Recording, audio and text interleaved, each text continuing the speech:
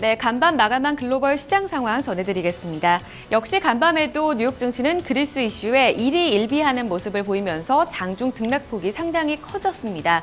장 막판 들어서 장 마감 1시간을 앞두고서 다만 그리스 충격이 제한적일 것이다. 그리고 이와 더불어서 막연한 기대감이 반영되면서 뒷심을 발휘하는 모습이었는데요. 3대 지수는 장 후반 들어서 모두 상승 전환에 성공했습니다. 마감가 확인해 보시죠. 다우지수가 0.5% 올랐습니다. S&P 500지수가 0.6%, 나스닥 지수는 강보합권에서 거래 마감지였고 5천선 회복에는 실패했습니다. 다우지수부터 하루 동안의 양상 확인해 보겠습니다. 장 초반에 하락권에서 출발을 하면서 저점을 크게 낮춘 부분이 있었습니다. 역시나 그리스 이슈 때문이었는데요. 이 7일 정상회의에서 그리스가 협상안을 제출하지 않은 것으로 알려졌습니다. 회담에 참석한 그리스 신임 재무장관이 이 새로운 제안을 구두로 제안했다. 따라서 그렉시트 우려감이 다시금 커지면서 투자 심리를 압박하는 모습이 보였었고요. 이에 따라 17,500선을 하회하기도 했습니다. 다만 오후장 들어서는 분위기가 반전되는 모습이 나타났습니다. 장 마감 1시간을 앞두고서 상승 전환하는 모습이 나타났는데요. 그리스 충격이 어느 정도 제한적일 것이다. 일각에서는 최근 하락으로 인해서 밸류에이션 매력도가 커진 구간에서 저가 매수세가 유입됐다고 보기도 했습니다. 또 이와 더불어서 금리 인상에 대한 발언도 있었습니다. 최근 그리스 이슈로 글로벌 정세가 불안한 가운데서 미국의 금리 인상 시기가 미뤄지지 않겠느냐라는 전망이 나오기도 했었는데요. 이날 국제통화기금 IMF가 미국 연준이 금리 인상을 내년 초로 미뤄야 한다라는 입장을 밝히기도 했습니다. 아직까지 물가나 소비 지표의 안정세가 확연치 않다는 거였는데요. 이 부분 역시 지수의 안정화에 도모하는 모습 나타났습니다. 0.53% 오르면서 17,776포인트선 종가로 마무리됐습니다. 대형주 중심의 S&P 500지수 보겠습니다. 역시나 같은 출렁임이 있었고요. 장 후반 들어서 상승에는 전환하는 모습 나타났습니다. 어제 크게 내렸었던 에너지 섹터가 장 후반 들어서 또 상승폭을 키우기도 했었고요. 유틸리티 섹터가 함께 오르면서 지수를 견인하는 모습 나타났습니다. 이와 함께 종가상으로는 0.6% 오른 2,081포인트 선으로 마감됐습니다. 기술주 중심의 나스닥 지수까지 확인해 보겠습니다. 역시 장중에는 하락권에 머물기도 했습니다만 상승 반전하는 모습이 나타났고요. 이날 대체로 인터넷 기업이라던가 대체로 바이오 섹터도 상승권에서 머무는 모습이 나타났지만 반도체 섹터가 부진했던 것이 지수 아래쪽으로 끌어당기는 영향을 미치기도 했습니다. 5천선 회복에는 실패했고요. 4,997포인트 선 종가로 마무리됐습니다. 3대 지수 보신 것처럼 장중 동안의 변동폭이 큰 흐름이 나타나고 있습니다. 바로 그리스 이슈가 여전히 불확실하기 때문인데요. 간밤에 뉴욕 증시에 영향을 미쳤던 이슈들 다시금 외신 통해 들어보겠습니다. 우성문 기자 살펴주시죠. 네, 간밤 뉴욕 증시에 영향 미쳤던 소식들 외신 통해 함께 살펴보겠습니다. 앞서 들으신 것처럼 이날 그리스 사태에 대한 불확실성으로 변동성이 매우 큰 하루였는데요. 아직까지 뚜렷하게 좋은 소식은 들려오고 있지 않지만 이 협상 해결에 대한 기대감은 커지고 있습니다. 이런 가운데 그리스가 채권단에 새로운 협상안을 제출하지는 못했다는 소식이 전해졌는데요. USA Today 통해 자세히 살펴보시죠. Greece fails to present new debt proposal to Eurozone leaders. 현지 시간으로 어제 USA Today에 따르면 그리스는 유로존 정상회의와 또 유로그룹에 제출 예정이었던 새로운 협상안을 이날까지 제출하지 못한 것으로 나타났습니다.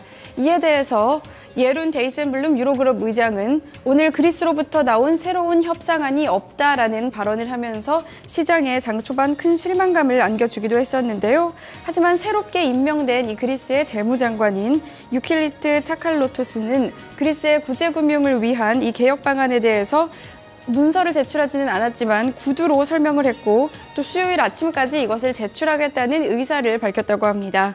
데이셀블룸 의장은 내일 아침까지는 문서 형태를 받을 수 있기를 희망한다면서 이후 유럽 리더들은 이 문서에 대해 논의하는 자리를 가질 것이라고 덧붙였습니다.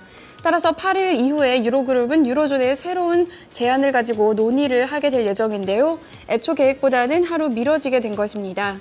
치프라스 그리스 총리는 이날 유로존 정상회의에 앞서 앙겔라 메르켈 독일 총리와 프랑스와 올랑드 프랑스 대통령, 또 장클로드 융커 유럽연합 집행위원장과도 만나는 자리를 가졌는데요. 이뿐 아니라 치프라스 총리는 버락 오바마 미국 대통령에게 전화를 걸어 새로운 협상안에 대해 설명했고 오바마 대통령은 협상이 타결되길 바란다고 말한 것으로 전해지고 있습니다. 하지만 유로존 리더들은 여전히 그리스 사태에 대해서 다소 비관적인 입장을 나타내고 있는 것으로 확인됐는데요. 메르켈 총리는 기자들에게 구제금융은 당장 며칠 안에 처리해야 하는 문제지만 이번 회의에서 합의에 도달하지 못할 것이라고 밝혔고요.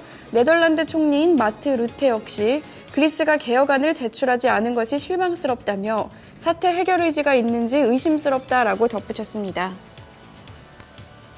네, 다음 소식 살펴보겠습니다. 이날 연준의 금리 인상이 늦춰질 것이라는 기대감에 장 막판 증시에는 호재로 작용을 했는데요. 국제통화기금 IMF가 다시 한번 연준이 첫 금리 인상을 내년으로 미뤄야 한다고 촉구했습니다.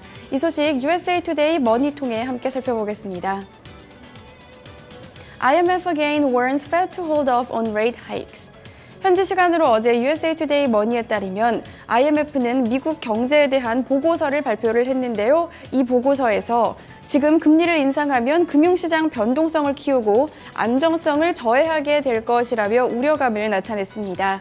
이와 함께 IMF는 보고서에서 연준이 수개월 안에 금리를 인상하기에는 현재 인플레이션과 고용, 또 임금 전망 등의 불확실성이 너무나 큰 상태라고 덧붙였는데요. 이뿐 아니라 현재 미국의 인플레이션은 하락하고 있고 임금 인상 수준도 약하다고 지적을 했습니다. 이어서 IMF는 따라서 임금과 인플레이션의 상승세가 더 뚜렷할 때 금리를 올려야 한다고 지적하면서 구체적인 시기로는 2016년 상반기를 제시했습니다. 앞서도 IMF는 올해 금리를 올려서는 안 된다는 뜻을 밝힌 바 있는데요. IMF는 미국 경제를 위협하고 있는 요인에 대해서 이어지고 있는 강달러의 영향과 또 회복에도 불구하고 수요가 부진한 주택시장, 글로벌 성장 둔화 등을 꼽았습니다. USA Today는 이에 대해서 현재 다수의 전문가들은 9월 금리 인상을 예측하고 있지만 최근 그리스 사태가 악화되면서 금리 인상 시기가 늦춰질 것이라는 기대감이 커지고 있는 가운데 이 같은 발언이 나왔다고 분석했습니다. 뉴욕 증시에 영향 미쳤던 소식들 외신통해 함께 살펴봤습니다. 네, 자 이렇게 지수의 흐름과 또 지수에 영향을 미쳤던 외신 소식들 함께 좀 알아봤습니다. 자 그러면 지수 내 구성 종목들 개별 종목 마감 상황 어떻게 됐는지 주요 종목들 좀 살펴보도록 하고요. 이에 따라서 또 종목별 외신 소식들 어떤 소식들이 있었는지 자세히 또 알아보도록 하겠습니다. 다시 시황센터로 넘어갑니다. 어이젠커 우성 기자 계속해서 전해주시죠. 다우지수를 구성하고 있는 30개 구성 종목 가운데서 22개 종목이 가뿐하게 올랐습니다. 8개 종목만이 하락에 그쳤는데요. 상승한 종목들 살펴보신다면 이날 프록터앤갬블과 코카콜라, 월마트 등 소매 판매 섹터 좋았었고요. 항공제조 보잉사, 그리고 제약주인 화이자, 머크사 함께 올랐고요. 전날 부진했던 에너지 통신주도 함께 상승에 동참했습니다. 반면에 듀퐁과 유나이티드 헬스그룹, JP 모건 체이스, 그리고 인텔과 애플 등 IT가 부진했습니다. 네, 상승률 상위 종목 다시금 확인해 보신다면요. 앞서 말씀드린 대로 이날 소매 판매 섹터가 강하게 움직였습니다. 소매 판매 섹터에는 이날 평소보다 거래량이 10% 더 늘어나기도 했는데요. 가장 큰 폭으로 올랐던 코카콜라와 프록터앤갬블 같은 경우엔 특별한 호재 없이 2% 이상의 강세를 보였습니다. 월마트도 1% 이상 강세를 보인 모습이 나타났었고요. 이 항공 제조사인 보잉 같은 경우엔 호재가 있었습니다. 웰스파고가 2분기 실적 전망을 상향 조정했다는 소식 호재로 반영됐습니다. 이 제약주도 좋았었는데요. 화이자가 1% 넘게 그리고 머크사가 0.7% 상승했습니다. 화이자 같은 경우에는 최근 척추 융합 수술 환자를 위한 백신 연구에 들어갔다는 소식 호재로 반영이 됐습니다. 반면에 부진했던 섹터는 듀퐁이 이날 1% 넘게 하락했고요. 유나이티드 헬스그룹 역시 1% 이상의 낙폭을 기록했습니다. 금융과 IT가 부진했던 가운데 JP 모건 체이스, 인텔은 각각 약보합권에서 거래 마감지였습니다. S&P 500 섹터 내 업종별 흐름 체크해 보겠습니다. 유틸리티 섹터가 큰 폭으로 반등하면서 지수를 견인했습니다. 2.5%의 강세를 보여주는 모습이었었고요. 이와 더불어서 기초소비재가 2% 넘는 상승권에서 거래 마감지였습니다. 에너지 섹터가 저가 매수세에 유입되면서 0.9% 반등에 성공했고요. 이 원자재주가 하락하면서 자본재 섹터는 추가적으로 0.3% 밀렸습니다. 특징주 보겠습니다. 최근에 얼마 전이었었죠. 분기 판매 호조를 기록한 전기차 제조사 테슬라 모터스가 이날은 주가가 상당히 부진했습니다. 이 리포트 효과를 받았는데 도이체뱅크에서 투자 의견을 중립으로 낮춰 잡았습니다. 테슬라 배터리 사업에 대해서 성장성은 높게 평가를 하지만 향후 미래 이 성장성이 얼마나 가시화될지는 아직 불분명하다는 게 의견이었는데요. 이에 따라서 투자 심리가 위축됐습니다. 4% 넘게 밀리면서 267달러 선에서 거래를 마감지었습니다. 한 종목 더 확인해 보겠습니다. 반면에 투자 의견 상향 조정에 따라서 긍정적인 흐름을 보였던 티파니 주가 보시겠는데요. 이날 전반적으로 소비 섹터가 좋았던 가운데 이날 티파니도 이 같은 리포트 효과 받으면서 주가 상승했습니다. 번스테인 애널리스트가 티파니에 대한 투자 의견을 상향 조정했고요.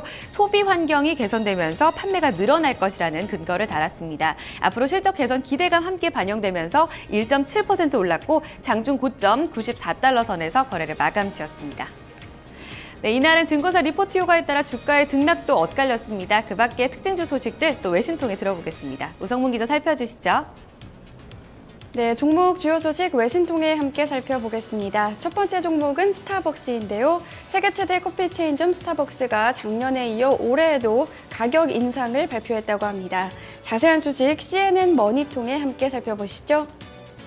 현지 시간으로 어제 CNN 머니에 따르면 스타벅스는 현지 시간으로 7일 어제부터 이 스타벅스의 커피 가격을 인상한다고 밝혔습니다. 따라서 음료수의 가격이 앞으로 5센트에서 20센트 정도 오르게 되는 것인데요. 하지만 이 미국 지역별로 스타벅스 매장의 가격이 다른 만큼 정확한 음료의 가격은 매장에 가야 확인이 가능하다고 스타벅스 대변인은 설명했습니다. 또한 리사 페시 스타벅스 대변인은 이 소비자들은 전반적으로 1% 정도의 가격을 더 지불하게 될 것이라고 밝히고 음식과 패키지 커피의 가격은 오르지 않을 것이고 톨 사이즈와 벤티 사이즈 원두 가격이 대부분 지역에서 오를 것이라고 밝혔습니다. 스타벅스 측은 비즈니스 운영 비용이 상승하면서 이와 같은 결정을 내렸다고 설명했는데요. 스타벅스는 지난해에도 전국적으로 커피 가격을 인상한 바 있습니다. CNN머니는 이에 대해서 지난 분기에 스타벅스의 순이익이 18%나 개선됐지만 다시 한번 가격 인상을 단행한 점을 꼬집었는데요. 하지만 그럼에도 불구하고 여전히 고객들은 스타벅스를 찾을 것으로 보인다고 덧붙였습니다. 네, 다음 종목 살펴보겠습니다. 명품 보석업체 티파니인데요. 이날 티파니의 주가가 큰 폭으로 상승했습니다. 바로 증권사의 투자 의견 상향 소식이 있었기 때문인데요. 이 소식 베론스 통해 좀 더 자세히 살펴보겠습니다. Tiffany looks like a gem. Bernstein bullish on stock. 현지 시간으로 어제 베론스에 따르면 번스타인의 이코노미스트들은 티파니에 대한 투자 의견을 시장 수익률 유지에서 시장 수익률 상회로 상향 조정을 했습니다.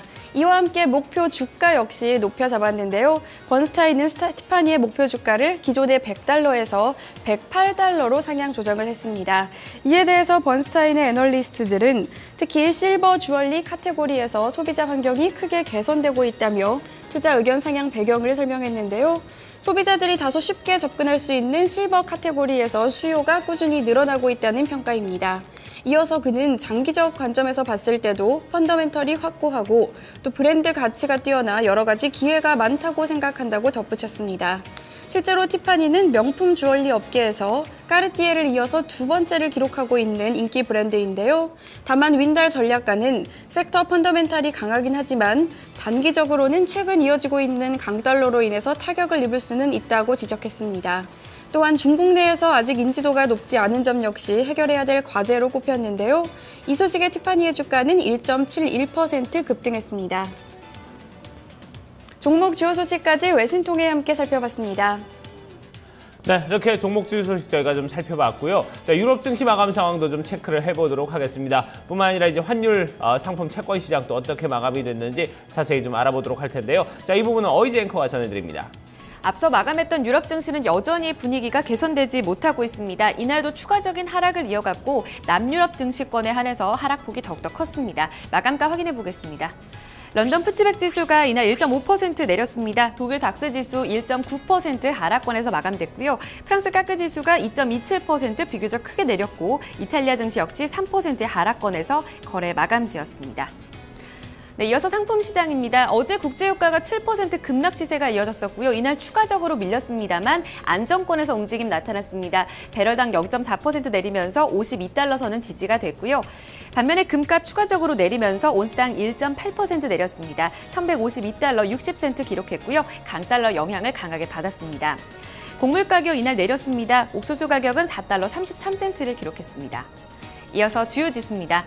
반도체 종목들 부진한 결과에 따라서 필라델피아 반도체 지수가 0.33% 밀렸고요. 공포지수가 5% 내린 가운데 BDI 발틱 운임 지수는 추가적으로 또 15포인트 큰 폭으로 껑충 뛰어 올랐습니다. 830포인트 선을 기록했습니다.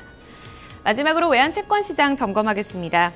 어제 서울 외환시장에서 원달러 환율은 이 양대 지수가 불안한 움직임 나타나면서 상승 압력을 받았습니다. 3원 70전 오르면서 1,130원을 회복했고요.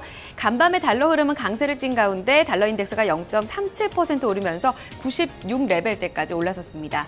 마지막으로 미국채 10년물 금리는 전거래일보다 내리면서 2.26%의 수익률을 기록했습니다. 지금까지 글로벌 마감 동향 살펴드렸습니다. 네, 자 이렇게 글로벌 마감 동향까지 모두 다 살펴봤습니다. 자 지금 뭐 계속해서 좀 태풍에 대한 어떤 경계심이 좀 상당히 커지고 있는데요. 일단은 좀 안심을 하셔도 될 것 같습니다. 9호 태풍 찬움 같은 경우도 경로를 약간 좀 비껴나가면서 우리나라 직접적인 영향은 미치지 않을 것 같고요.